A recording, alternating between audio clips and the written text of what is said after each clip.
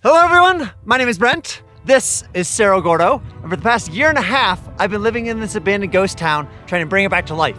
And in this video, I'm gonna show you everything that's been going on here in my 18th month.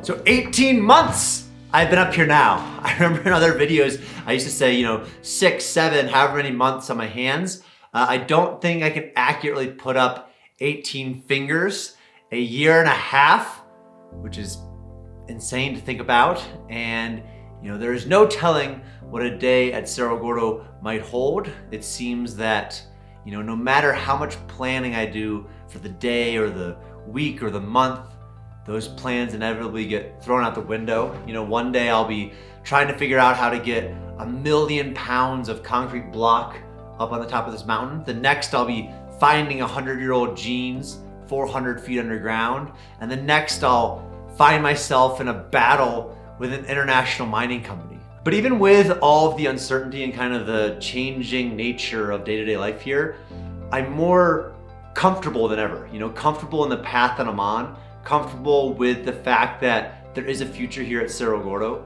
This month, to see the support for the town when, there was a threat of this mining company just gave me a second breath, another wind under my sails to just keep going.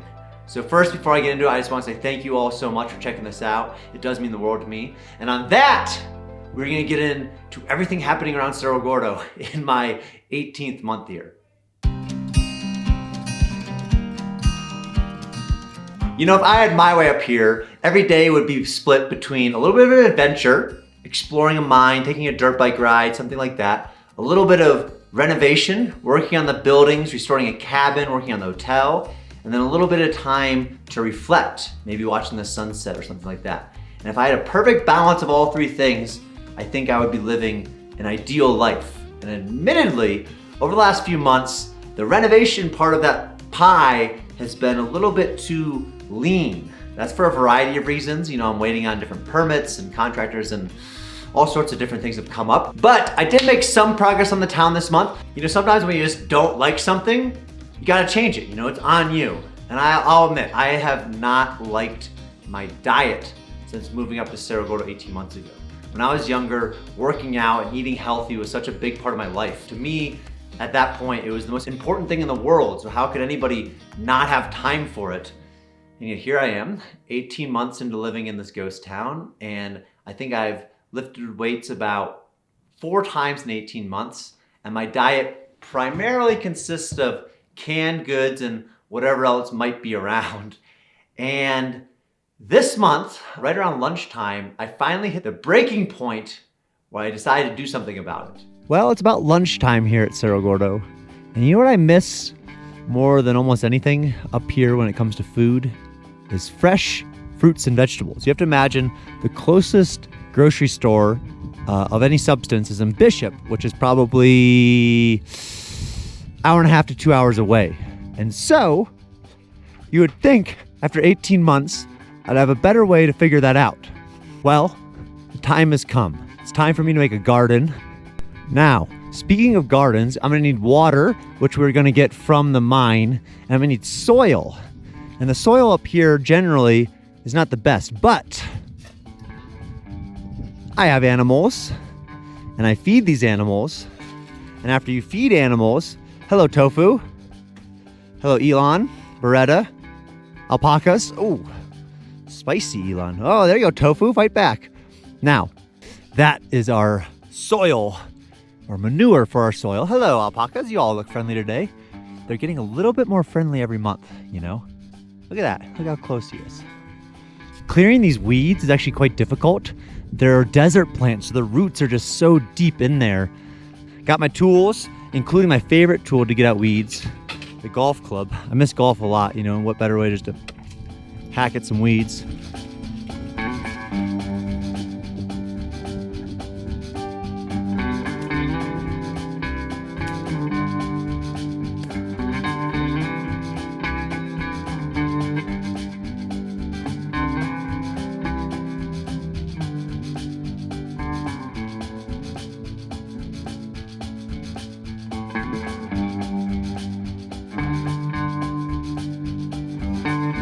All right, as you guys can see, just rocking and rolling on these gardens. Raised beds are going up.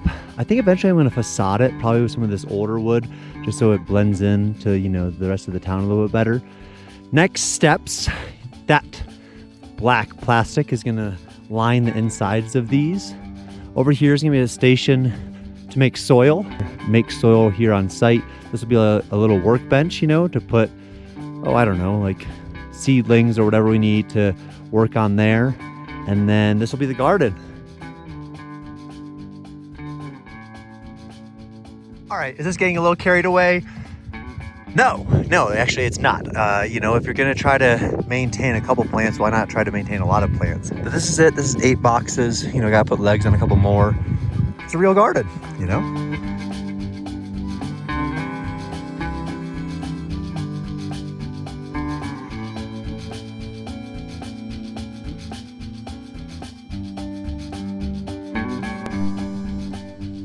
And so this is it. This is the ghost town garden. You know, it's got a little bit of the old wood to facade it to make it blend in a little bit better. But I'm stoked. You know, this is something that just over a week ago wasn't a reality, and now it's here. Plants are growing. So I'll give you guys a little bit of a tour.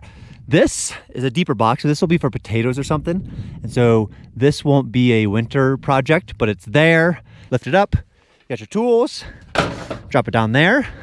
Just beyond here, this is where we're trying to make some soil. So we got all the organic matter, any waste, any compost type stuff goes in there, along with some of the alpaca manure and a little bit of dirt from around here. So hopefully we're making soil for almost for next season. That's what that's for.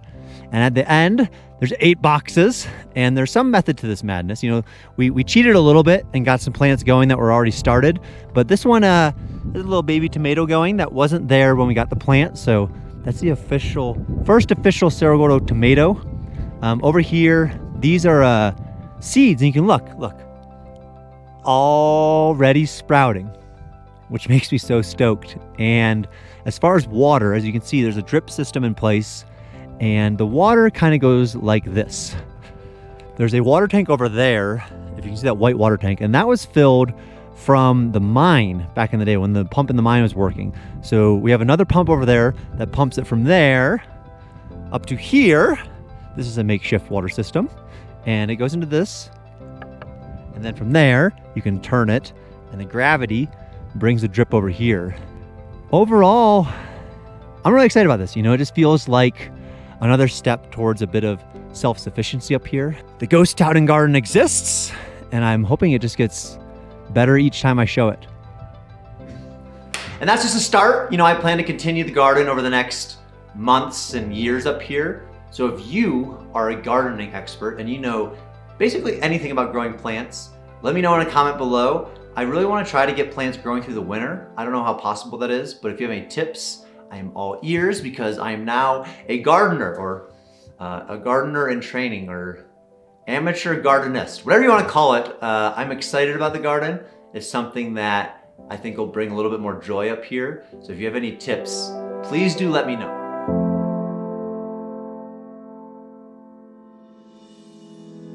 As always this month, explorations of the Union Mine continued. You know, this has become a personal quest of mine to explore every inch of the Union Mine here at Cerro Gordo. And so when I see the map of the mines and I just spend my evenings poring over it, it just gives me excitement. You know, it gives me that personal quest that's always something to look forward to. And I think, you know, those types of personal quests are important. You know, and up here this month, it was very stressful. And so I found myself leaning a little bit on the exploration of the Union Mine as a way to just take the stress of that away, even for a moment that I was down there, and kind of give me something to look forward to, some excitement.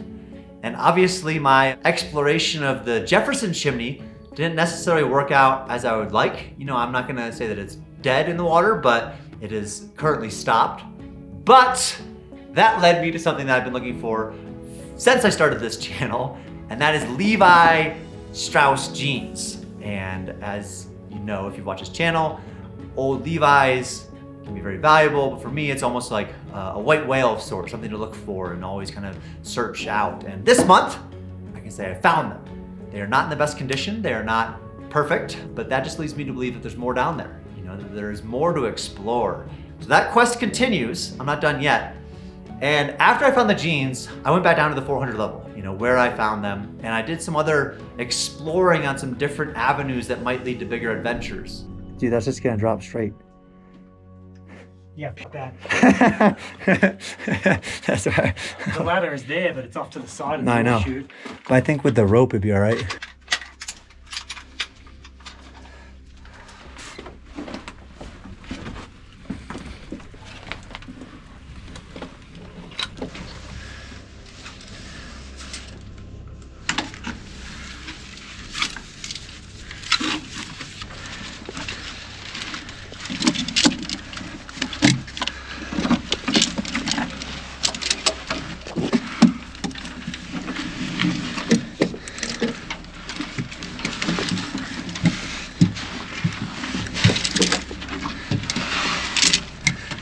All right, so I just came down this ore chute. There's another platform that just keeps going. I'm pretty convinced this must lead down to the 500 or the 550. Yeah.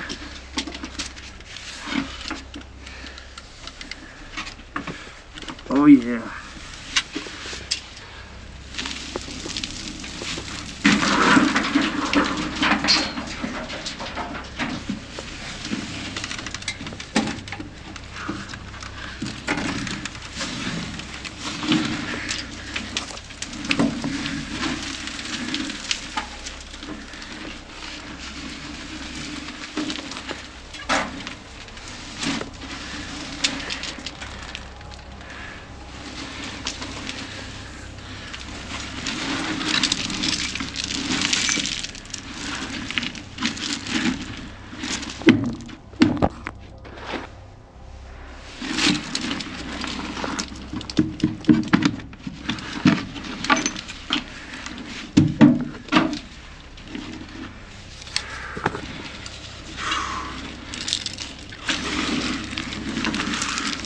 Holy shit.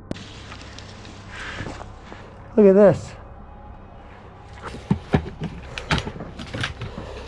Hey. If I need to get anything out of here, at least I got that now. I wonder what level I'm at. I assume I'm at the 550. Whoa. Well, I guess this answers my question, obviously. So I'm down to the 500 and then back to the 400. I came down this ore chute, as you can see where the rope is, but maybe this ladder also goes up there, which might be easier. But that means I think we're beyond a collapse in the 550. That should open up all sorts of new exploration. And about halfway down this ore chute, there's a face of the mine that is just filled with a massive galena deposit. You know, obviously they were following a vein down and they left a little pocket of it because they probably had so much other galena, you know, why get these scraps? But for me, it was really exciting, you know? So I grabbed Johnny, we went back down and I started just roto hammering some of this galena out of the wall. Go in the right places. Whew.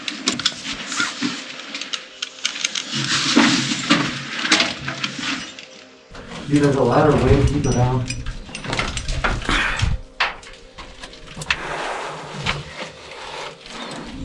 Look all of it. Oh, sh**. Let's get it. Dude, all of it. Like.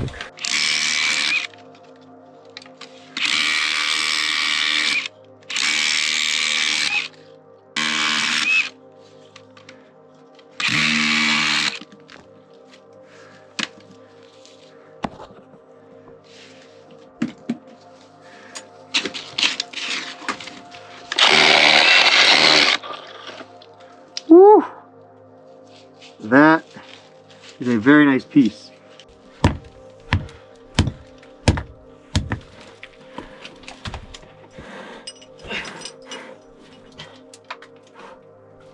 And in the end, I ended up with about 120 pounds of galena that Johnny and I pulled out of the mine.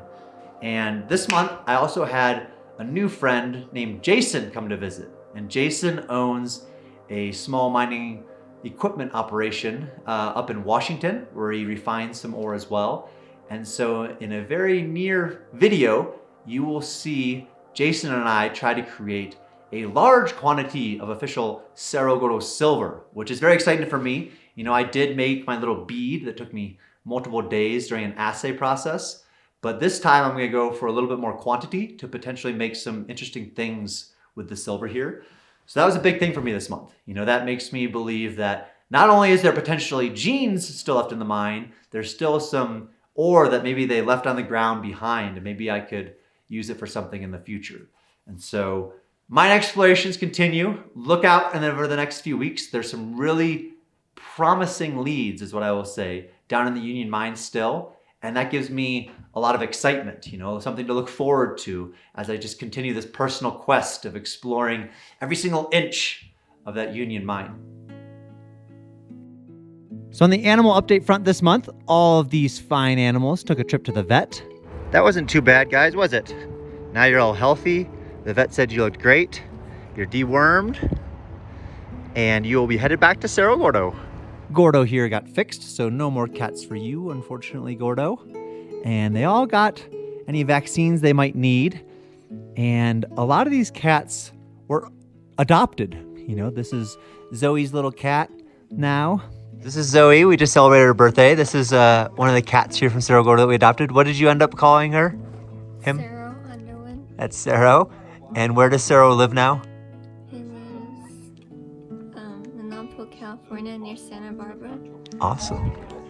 Well, I'm glad that the cats are getting out there and you're taking such good care of them. Thank you for all the help up here, and happy birthday. Thank you.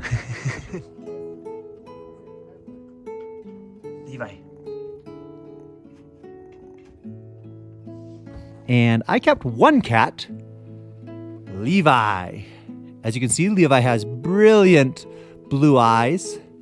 And I hope one day Levi becomes my exploration partner. You know, go into the mines, go on some long hikes, train him to smell out 100-year-old Levi jeans. What do you think about that, Levi? You think you can do that for me? Find some old Levi's? Well, I got some sample packed so you can start understanding the scent. So that's the update this month on the cats. We all took a big trip to the vet. All got fixed up nice. And Levi here remains just a purring machine. Hello, animals. Elon, what's going on? How are you today? Yep, as usual. Tofu, you're looking great. Beretta, excellent. So the next animal of choice is going to be chickens to continue this self-reliance thing. This is going to be made into a coop, and so I'm hoping to get, 10 or 15 chickens, because I eat eggs almost every morning. And so to join the goats and alpacas. But that's the animals for the month, and we'll continue on our way.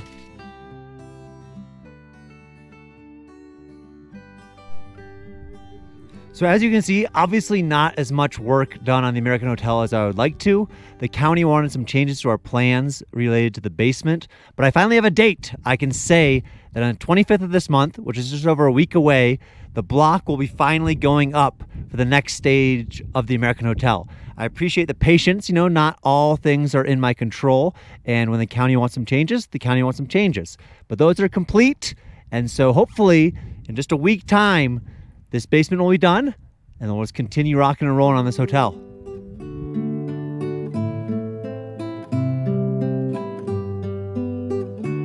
Some of you guys may have seen, but earlier this month, I decided I wanted to make pure silver for the first time in about 100 years up here at Cerro Gordo. So I took some raw ore that I found in a mine, and over the course of 3 or 4 days, made it into a little bit of silver. And that took forever to create a tiny bit of silver. But while I was doing that, I decided to make a base bar, so both silver and lead, and the result was this. And in the video, I said I was gonna give it away to somebody that watched this channel, and I selected that this month. So congratulations to Billy, who lives in Australia. It's gonna take you a while to get this, but Billy said in an email correspondence that he would send me a photo of this bar in his house in Australia, which is cool to think that a piece of history from here in California is gonna be halfway around the world.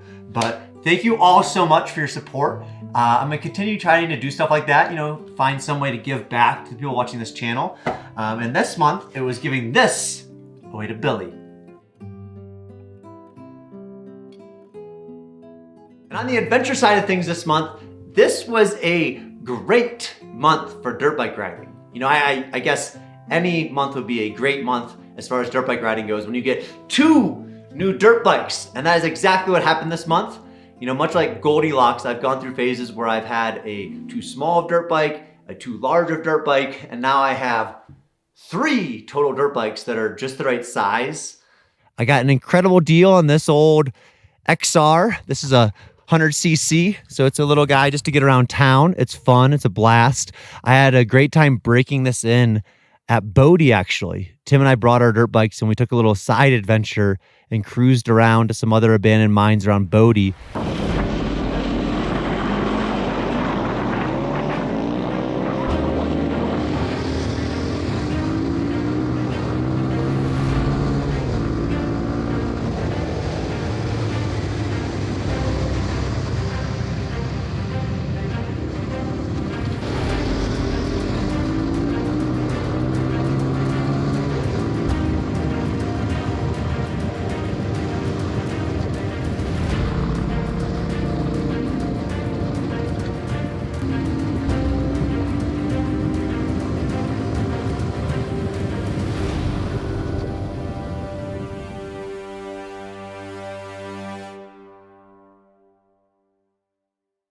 Not too far away from Bodie. And obviously this is public land, and so you're gonna have a lot of this. You're gonna have a lot of bullet holes and graffiti. That's why places like Bodie and Cerro Gordo are so special, because, you know, unfortunate reality of public land is a lot of people love this place, want to see it preserved, but a lot of people just want to come out here and shoot bullet holes and spray paint, apparently. But it's really cool. I mean, the fact that all this is still here, you know, I guess you should just appreciate what is left.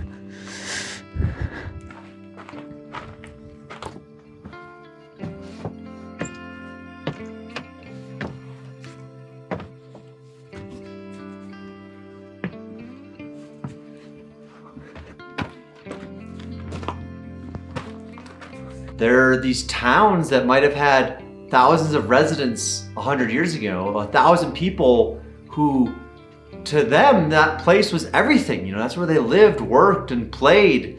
And now, only 100 years later, it's a blip on the map, and in another 100 years, it'll be rotten through and totally forgotten. When I see places like that that are going away, it's a reminder that you also have to enjoy the present, you know? I have to enjoy the process of rebuilding this town and not just be fully reliant on some future outcome that I might not have complete control over. All you can control is your effort. And if my effort is here and it's good and I'm enjoying that effort, that's the win-win. You know, the win of doing my best, of enjoying the process while I'm in it, and also the win that in a few hundred years, this town might still be here and a lot of people might experience it, learn from it, and love it. And so anytime I see that, I try to remind myself that our best efforts are only that, our best efforts, you know? You can't control everything, so it reminds me to enjoy the process while I'm here.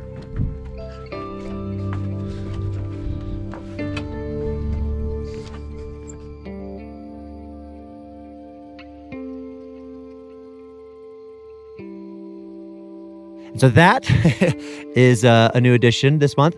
Also, if you might notice, this dirt bike and my 250 are not plated, and I want to go onto the road. I would love to be able to take my bike not just all the way down to Keeler and transfer into my truck, but all the way into Lone Pine to get groceries and such. And so my neighbor was selling their Kawasaki, and so now I have an official plated dirt bike that I can take, you know, not just down to Keeler, but all the way into Lone Pine and beyond. This is a 650cc, so I have all sizes. I have a 650, I have a 250, and now I have a 100. And I was talking to this guy that used to sell motorcycles, and he said, yeah, you used to play golf, right, Brent? I'm like, I did.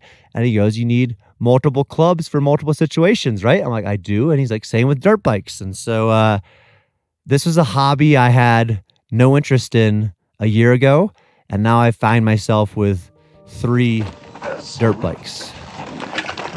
So we just rip up straight up this road? Yeah, just keep going to the gate. Yep. You know, I have to say, as far as new hobbies go, dirt bike riding might be my favorite that I've developed in my time up here. You know, it's one of these things that month over month, I can feel myself becoming more comfortable on the bikes and getting better and being able to go on routes that I couldn't before and be more comfortable on the routes that I'd already gone on. And it's a skill that I really want to develop, you know, and if it's one of those things that you want to get better at just intrinsically, and then you see yourself getting better, it creates this feedback loop where you just want to keep pushing it and pushing it and pushing it. And I have. You know, I've tried to keep going after more difficult things, because if you stay in your comfort zone, you're never going to learn, you're never going to grow, and that's a fact in dirt bike riding as much as it is in all of life. And I think I keep pushing myself to try harder tracks with the dirt bikes. And I think dirt bike riding is one of those skills that is actually more fun the better you get at it. And I would argue that that's not the case for all skills. You know, I remember when I played a lot of golf, I don't know if golf was more fun as a scratch golfer than it was as a 10 handicap. There's just, you know, you're still playing the same courses. Getting better at golf doesn't unlock brand new courses for you in a way that getting better at dirt bike riding truly unlocks paths that you just can't do when you're not that good. And so I've absolutely loved learning, and I think this month is the first month that I've truly been able to just enjoy riding the bike. I haven't had to focus every single second on not crashing and dying. I've been able to experience the things around me, and it's opened up just a whole new experience on all the different bikes.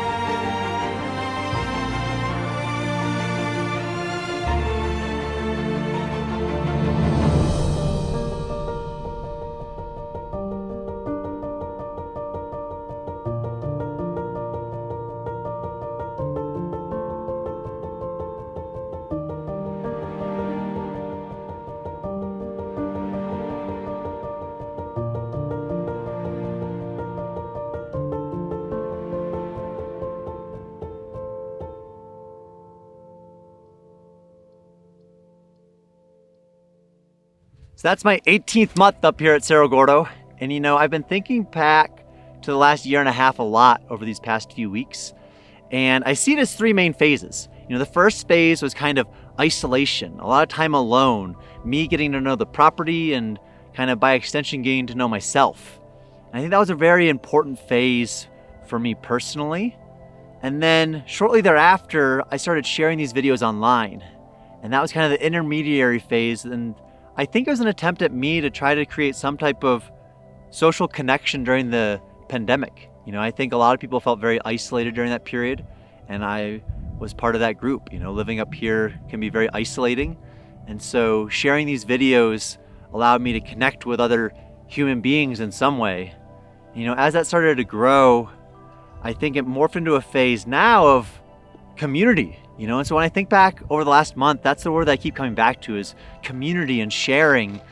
And it really hit me this month when it was the public comment period for the mining operation. You know, I remember one day I was sitting in my cabin and I checked in the BLM website and there's something like 15,000 comments.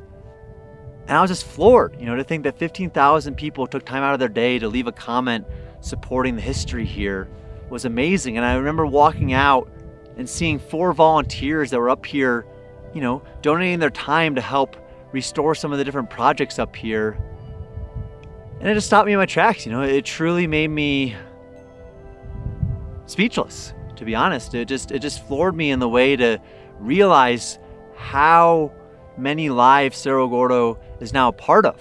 You know, before it was very much just, you know, this little bubble of me up here, and now to see people from all over the world enjoying the history here and coming together on different online communities. You know, there's a Discord, there's a Facebook group, there's a subreddit, and I see these familiar names getting to know each other and sharing this excitement around history and going down different rabbit holes about the American West or plants or hikes or mining or whatever it is. It just fills me with joy. You know, it makes me very excited about the future here, and it just reminds me of the importance of community. You know, no matter where you are, even if you live, you know, out here in the middle of nowhere, community is still really important, you know, and I think 18 months in, that's something that I try to remind myself. And think about it, like every week I get to share in the collective knowledge from people all over the world. Inevitably, whatever project I'm working on, whether it's the pump down in the mine or, you know, restoring some building, somebody with much more knowledge in that subject gets to email in and I learn something. And then there's the support element, you know, of a community where when something like the threat of the mining operation came up, there was just this swell of support that just gave me such confidence and kind of eased my mind in that situation. And then there's accountability. You know, every month I make these videos and they're kind of to recap what I've done over the last month here, both to share it, but also to remind myself maybe what I did and maybe what I didn't do over the last month. And if there's something that I didn't do, then I try to make it a point to do more of it the next month.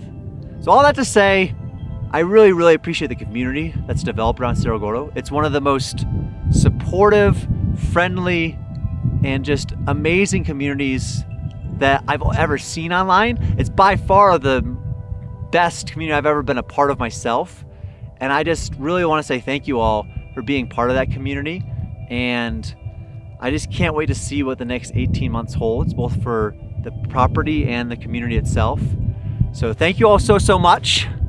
Until next time, I'm signing out. I am going to try to make a more regular schedule of these videos at Saturdays at 1 p.m. So I hope you guys tune in the future for that. But I hope you all have an amazing week and you guys find even more community out there wherever you are. And just know that I'm here. If I can ever help in any way, my email is very public. I would love to chat with more of you. Just feel free to shoot me an email. And thank you guys so much.